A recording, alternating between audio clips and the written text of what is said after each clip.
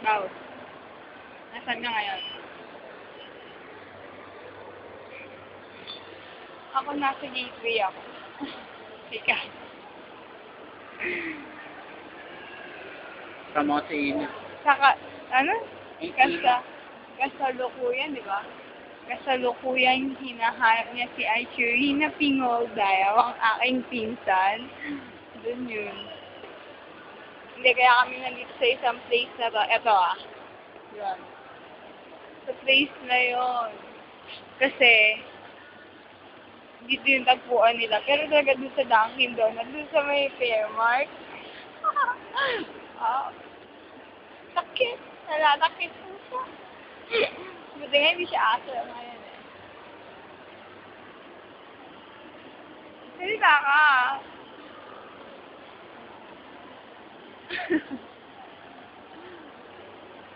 NCMRW.